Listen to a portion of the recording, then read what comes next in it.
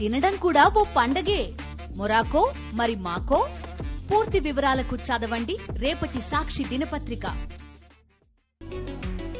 Hydro మరో సంచలన నిర్ణయం తీసుకుంది. చెరువుల్లో నిర్మాణాలకు అనుమతులు ఇచ్చిన వారిపై క్రిమినల్ చర్యలకు రంగం సిద్ధం చేసింది. ఇప్పటికే 5 ఉన్నతాధికారులపై కేసులు పెట్టాలని సైబరాబాద్ కమిషనర్కు సిఫార్సు చేశారు హైడ్రా కమిషనర్.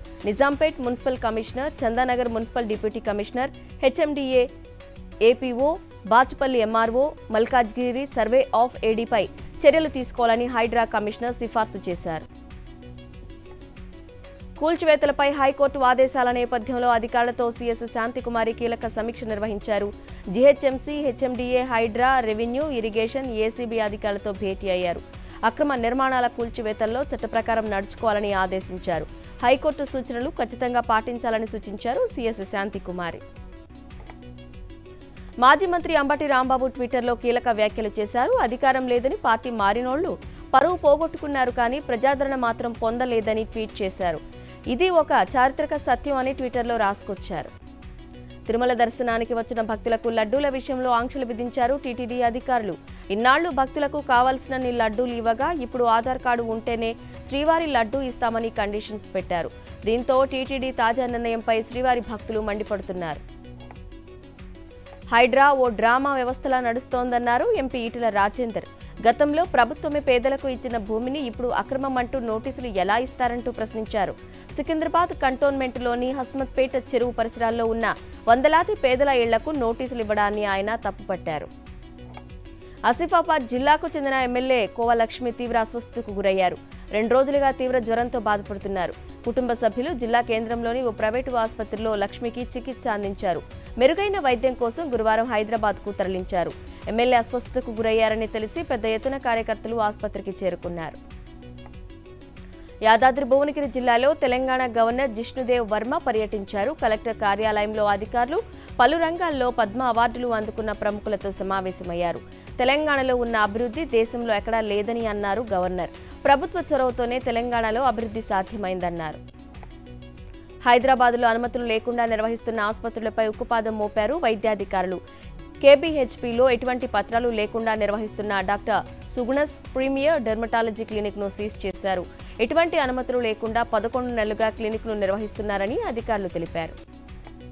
భద్రాద్రి కొత్తగూడెం జిల్లా పగిడేరులో సింగరేణి ఆధ్వర్యంలో ప్రయోగాత్మకంగా నిర్మించిన 20 kV ప్లాంట్ని జిల్లా కలెక్టర్ జితీష్ పాటిల్ సందర్శించారు. అక్కడ సహజసిద్ధంగా భూమి నుంచి ఉబ్బికి వస్తున్న వేడి నీటిని పరిశీలించారు. స్థానికులతో మాట్లాడి భూమి నుంచి వస్తోన్న వేడి నీటికి సంబంధించి మరిన్ని వివరాలు అడిగి తెలుసుకున్నారు. జాతీయ క్రీడా దినోత్సవం సందర్భంగా హన్మకొండ జిల్లా పున్నేలులోని ఏకశిలా స్కూలు విద్యార్థులు వినూత్న కార్యక్రమం నిర్వహించారు. క్రీడలను ప్రతిబింబించే విధంగా క్రీడా సామాగ్రిని పేర్చి జాతీయ క్రీడా దినోత్సవ శుభాకాంక్షలు తెలిపారు. క్రీడా రంగంలో దేశ ఖ్యాతిని అంతర్జాతీయ స్థాయిలో నిలిపిన క్రీడాకారుల సేవలను కొనియాడారు విద్యార్థులు.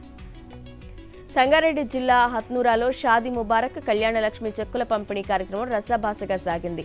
స్టేజిపైకి బీఆర్ఎస్ నేతలు వెళ్లడంతో కాంగ్రెస్ నేతలు ఆందోళనకు దిగారు. చెక్కుల పంపిణీ కార్యక్రమానికి ఎంపీ రఘునందన్ రావును ఎందుకు ఆహ్వానించలేదని బీజేపీ నేతలు ప్రశ్నించారు. దీంతో కాంగ్రెస్, బీఆర్ఎస్, బీజేపీ నేతల మధ్య వాగ్వాదం చోటు చేసుకుంది. పెద్దపల్లి జిల్లాలోని శ్రీ బ్రహ్మరాంబ సమేత మల్లికార్జున స్వామి ఆలయంలో సామూహిక లక్ష బిల్వార్చన కార్యక్రమం నిర్వహించారు. అర్చకులు ముందుగా స్వామివారికి అభిషేకాలు చేసి గణపతి పూజ, గౌరీ పూజ, పుణ్యాహోచన హోమాలు చేశారు. 200 జంటలు లక్ష బిల్వార్చన కార్యక్రమంలో పాల్గొని ప్రత్యేక పూజలు నిర్వహించారు. భద్రాద్రి కొత్తగూడెం జిల్లా అశ్వారావుపేటలో 3 కోట్ల రూపాయలతో స్పోర్ట్స్ కాంప్లెక్స్ ఏర్పాటు చేస్తున్నారు. దాని నిర్మాణానికి భూమి పూజ చేశారు. ఖమ్మం ఎంపీ రామసహాయం రఘురామరెడ్డి, ఎమ్మెల్యే జారే ఆదినారాయణ. అధునాతన సౌకర్యాలతో స్పోర్ట్స్ కాంప్లెక్స్ ను నిర్మిస్తామని అన్నారు రామసహాయం రఘురామరెడ్డి. వరంగల్ జిల్లా వర్ధన్నపేటలో నిర్వహించిన చెక్కుల పంపిణీ కార్యక్రమంలో పాల్గొన్నారు ఎమ్మెల్యే కేఆర్ నాగరాజు. మండలంలోని 47 మంది లబ్ధిదారులకు కళ్యాణలక్ష్మి, షాదీ ముబారక్ చెక్కులు పంపిణీ చేశారు. మరో 45 మంది లబ్ధిదారులకు ముఖ్యమంత్రి సహాయ నిధి చెక్కులను అందజేశారు. సిద్దిపేట జిల్లా హుస్నాబాద్లో గిరిజనుల ఆధ్వర్యంలో జరిగినటువంటి తీజ్ ఉత్సవాలకు మంత్రి పొన్నం ప్రభాకర్ ముఖ్య అతిథిగా హాజరయ్యారు. సేవాలాల్ మహారాజ్కు ప్రత్యేక పూజలు చేశారు. గిరిజన మహిళలతో కలిసి సంప్రదాయ నృత్యాలు చేశారు పొన్నం ప్రభాకర్. మేడ్చల్ మల్కాజ్గిరి జిల్లా కలెక్టర్ కార్యాలయంలో ఏసీబీ అధికారులు వలవేసి అవినీతి అధికారిని పట్టుకున్నారు. కోఆపరేటివ్ అసిస్టెంట్ రిజిస్ట్రార్గా పనిచేస్తున్న శ్రీనివాస్ అనే ఉద్యోగి ₹1,00,000 లంచం తీసుకుంటూ ఉండగా ఏసీబీ అధికారులు రెడ్ హ్యాండెడ్గా పట్టుకున్నారు. అతని వద్ద నుంచి డబ్బును స్వాధీనం చేసుకుని విచారణ జరుపుతున్నారు. ఒంగోలు జిల్లా దర్శిలోని వెంకటాచలంపల్లిలో ఘోర అగ్ని ప్రమాదం జరిగింది. గ్యాస్ సిలిండర్ పేలి టిఫిన్ సెంటర్లో మంటలు ఎగిసిపడ్డాయి. స్థానికుల సమాచారం మేరకు అగ్నిమాపక సిబ్బంది సంఘటనా స్థలానికి చేరుకొని మంటలను అదుపు చేశారు. ప్రమాద సమయంలో హోటల్లో ఎవరూ లేకపోవడంతో ప్రాణాపాయం తప్పింది. చిత్తూరు పట్టణంలో వరుసగా దొంగతనాలకు పాల్పడుతున్న అంతర్రాష్ట్ర దొంగలను అరెస్టు చేశారు పోలీసులు. 2 దొంగలను అరెస్టు చేసి వారి నుంచి ₹8,50,000 నగదును, 140 గ్రాముల బంగారం, 350 గ్రాముల వెండి ఆభరణాలను స్వాధీనం చేసుకున్నారు. పరారీలో ఉన్న మరికొందరు నిందితుల కోసం గాలిస్తున్నారు పోలీసులు. విజయనగరం రైల్వే క్వార్టర్స్ అడ్డాగా గంజాయి విక్రయాలకు పాల్పడుతున్న 10 మందిని పోలీసులు అరెస్టు చేశారు. వీరి వద్ద నుండి 24 కేజీల గంజాయి, ఒక బైకు, ₹1,390 నగదు స్వాధీనం చేసుకున్నారు. గంజాయి విక్రయించిన వారిపై కఠిన చర్యలు తీసుకుంటామని హెచ్చరించారు ఎస్పీ బకుల్ జిందాల్. హైవేలపై వృద్ధులను బెదిరించి డబ్బులు వసూలు చేస్తున్న ఘరానా దొంగను అరెస్టు చేశారు గుంటూరు పోలీసులు. గుంటూరు జిల్లా ఫాతిమాపురంకు చెందిన సుబ్రహ్మణ్యం ఆటో నడపగా వచ్చే ఆదాయం సరిపోకపోవడంతో దొంగగా అవతారమెత్తాడు. హైవేలపై ఒంటరిగా వెళ్తున్న వృద్ధులను బెదిరించి డబ్బులు వసూలు చేయడం మొదలుపెట్టాడు. తాజాగా సుబ్రహ్మణ్యంను పోలీసులు అదుపులోకి తీసుకున్నారు. రంగారెడ్డి జిల్లా షాద్ నగర్లో వరుస దొంగతనాలకు పాల్పడుతున్న ముఠా ఆట కట్టించారు పోలీసులు. 4 ఘరానా దొంగలను అరెస్టు చేశారు. మొబైల్ షాపులే టార్గెట్గా చేసుకుని వారు దొంగతనాలకు పాల్పడినట్టు పోలీసులు తెలిపారు. పరారీలో ఉన్న మరో 2 నిందితులు కూడా త్వరలోనే పట్టుకుంటామన్నారు పోలీసులు. హైదరాబాద్లో దూకుడు పెంచారు హైడ్రా అధికారులు. అక్రమ నిర్మాణాలు చేపట్టిన వారికి నోటీసులు జారీ చేస్తున్నారు. దుర్గం చెరువు సమీపంలోని కావూరి హిల్స్లో అక్రమ నిర్మాణాలు చేపట్టిన వారికి శేర్లింగంపల్లి ఎంఆర్ఓ నోటీసులు ఇచ్చారు. దీంతో బాధితులు హైకోర్టును ఆశ్రయించారు. అన్ని పత్రాలు పరిశీలించాకే చర్యలు తీసుకోవాలని హైకోర్టు హైడ్రా అధికారులను ఆదేశించింది. కృష్ణా జిల్లా పెనమలూరులోని ఓ ప్రైవేటు పాఠశాలలో విద్యార్థులకు మాదక ద్రవ్యాలు, గుడ్ టచ్, బ్యాడ్ టచ్ పై అవగాహన కల్పించారు పోలీసులు. మాదక ద్రవ్యాలకు దూరంగా ఉండాలని స్టూడెంట్స్ కు సూచించారు. గుడ్ టచ్, బ్యాడ్ టచ్లకు మధ్య తేడాలను వివరించారు. సోషల్ మీడియాకు వీలైనంత దూరంగా ఉండాలన్నారు పోలీసులు. అనంతపురం జిల్లా ఉరవకొండలో బీబీ జైనబీ దర్గా అమ్మవారి ఉరుసోత్సవాలు ఘనంగా జరుగుతున్నాయి. మాజీ ఎమ్మెల్యే వై విశ్వేశ్వరరెడ్డి అమ్మవారి సమాధిని దర్శించుకొని చెద్దర సమర్పించారు. ముస్లిం మత పెద్దలతో కలిసి ప్రత్యేక ప్రార్థనలు చేశారు. జైనబీ అమ్మవారిని దర్శించుకునేందుకు పెద్ద ఎత్తున జనాలు తరలివచ్చారు. జీవో 20ని సవాలు చేస్తూ అభ్యర్థులు దాఖలు చేసిన పిటిషన్పై విచారణ చేపట్టింది తెలంగాణ హైకోర్టు. గ్రూప్ 1లో రిజర్వేషన్లపై వివరణ ఇవ్వాలని తెలంగాణ రాష్ట్ర పబ్లిక్ సర్వీస్ కమిషన్ను హైకోర్టు నోటీసులు జారీ చేసింది. తదుపరి విచారణను సెప్టెంబర్ 27కు వాయిదా వేసింది. కాకినాడ జిల్లా పిఠాపురంలోని పాదగయ క్షేత్రంలో ఉద్రిక్తత చోటు చేసుకుంది.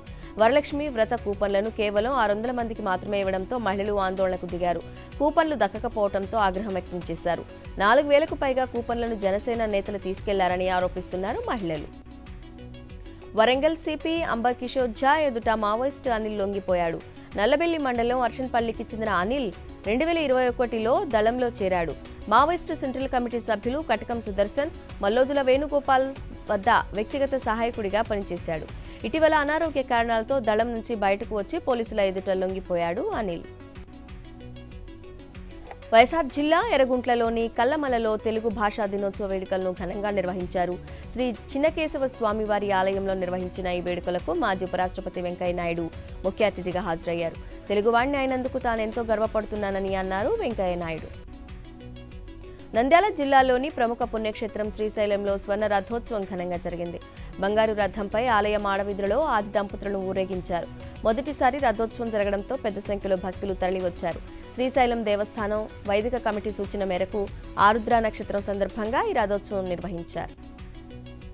విజయవాడ వైఎస్ఆర్ కాలనీలో మహిళలు ఆందోళనకు దిగారు. కాలనీలో గంజాయి, బ్లేడ్ బ్యాచ్ ఆగడాలు అరికట్టాలంటూ ధర్నా నిర్వహించారు. రాత్రి సమయాల్లో కొందరు ఆకతాయిలు ఇళ్ల వద్దే గంజాయి తాగుతూ స్థానిక మహిళలను ఇబ్బంది పెడుతున్నారని ఆరోపించారు. సిపి వెంటనే స్పందించి కాలనీలో గంజాయి, బ్లేడ్ బ్యాచ్ ఆగడాలను అరికట్టాలని డిమాండ్ చేశారు మహిళలు. అనంతపురం జిల్లా కలెక్టర్ ఆఫీసు ఎదుట ప్రజా దళిత విద్యార్థి సంఘాల ఆధ్వర్యంలో విద్యార్థులు ఆందోళన చేపట్టారు. డీసీఓ మురళీకృష్ణను సస్పెండ్ చేయాలంటూ డిమాండ్ చేశారు. అంబేద్కర్ గురుకుల పాఠశాలలో ఒక్కో సీటు 30 నుండి 40 వేలకు డీసీఓ అమ్ముకున్నారని ఆరోపించారు విద్యార్థులు. జగిత్యాల జిల్లా మెట్పల్లి వ్యవసాయ మార్కెట్ ముందు రైతులు ఆందోళన చేపట్టారు. రైతులకు షరతులు లేని రుణమాఫీ ఏకకాలంలో చేయాలని రైతులు ధర్నా నిర్వహించారు. అలాగే రైతు భరోసాతో రైతులకు పెట్టుబడి సాయం అందించాలని డిమాండ్ చేశారు. సన్న రకం వడ్లకు 500 రూపాయల బోనస్ ఇవ్వాలని అన్నారు రైతులు. తిరుపతి జిల్లా రేణిగుంట ఏర్పేడు జాతీయ రహదారిపై కారులో మంటలు చెలరేగాయి. ఇంజన్లో నుంచి మంటలు రావడంతో గమనించిన కారులోని ప్రయాణికులు వెంటనే బయటకు రావడంతో ప్రమాదం తప్పింది. మంటల్లో కారు పూర్తిగా కాలిపోయింది. ఐసీసీ టెస్ట్ ర్యాంకింగ్స్ విడుదల చేసింది. భారత్ నుంచి 3 బ్యాటర్లు ర్యాంకింగ్స్లో టాప్ 10లో చోటు దక్కించుకున్నారు. స్టార్ బ్యాటర్ రోహిత్ శర్మ, విరాట్ కోహ్లీ, యశస్వి జైస్వాల్లు టాప్ 10లో ఉన్నారు. ర్యాంకింగ్స్లో 2 స్థానాలు ఎగబాకి కోహ్లీ 8వ స్థానానికి చేరుకోగా యశస్వి జైస్వాల్ 1 స్థానం సాధించి 7వ స్థానంలో ఉన్నారు. రోహిత్ శర్మ 1 స్థానాన్ని కోల్పోయి 6వ స్థానానికి పడిపోయాడు.